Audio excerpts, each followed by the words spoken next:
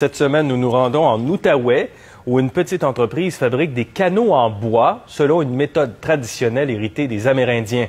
Louis Blouin.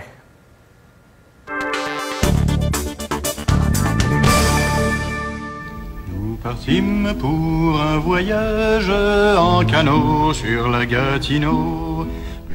Est-ce qu'il y a quelque chose de plus typiquement canadien que de descendre une rivière à l'automne? Peut-être de le faire dans un canot fabriqué au Canada et à la main à part de ça.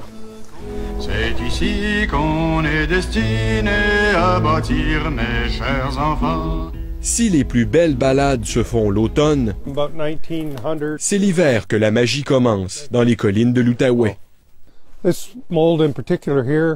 Les canots, Hugh Stewart en a fait sa vie. Considéré comme une sommité dans son milieu, il a mis la main sur des outils uniques au fil des ans. Okay, Louis, this is a form, dates from 1923, Chestnut Canoe Company, Fredericton, New Brunswick. Ce moule du défunt fabricant Chestnut au Nouveau-Brunswick date de 1923.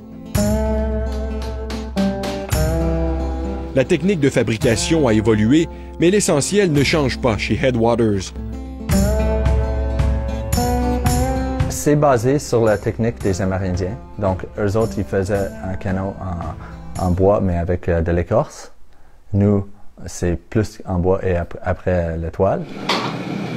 La vapeur pour travailler chaque pièce de la structure et pas n'importe quelle sorte de bois, du cèdre. C'est juste le meilleur en termes de légèreté, puis flexibilité, durabilité. Le bois est la matière première. C'est le tiers des coûts de production. 55% du bois est perdu à cause des retailles.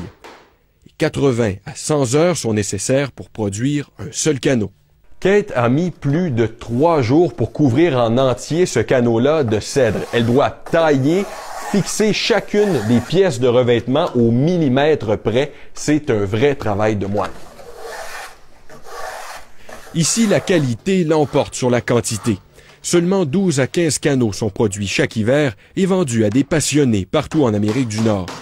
Les prix varient entre 2500 et 3500 $. You're paddling a piece of beautiful art. Pour Becky Mason, les canots Headwaters sont des œuvres d'art qu'elle peut faire danser sur l'eau. Son père était Bill Mason, célèbre pour ses films de l'ONF sur le canot et l'identité canadienne. Elle partage sa passion pour ses embarcations traditionnelles. Hugh isn't about the A to B. It's the beauty of the journey in between. Certes, les canots en bois sont plus lourds, plus fragiles, mais à quoi servent les nouveaux matériaux presque indestructibles, demande Hugh Stewart. We're relying a little bit, for my money, too much on technology and not enough on the skills of canoeing. Un autre avantage du canot en bois, il se répare plus facilement.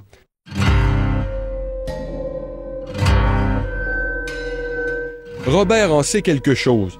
Lors d'une expédition sur la mouvementée rivière Moisy en 2011, son canot a percuté des roches. Quand le canot a été complètement détruit par la force de l'eau, il a descendu, il était en morceaux, assez écrasé, mais nous avons été capables de le réparer, ça a pris un jour et demi.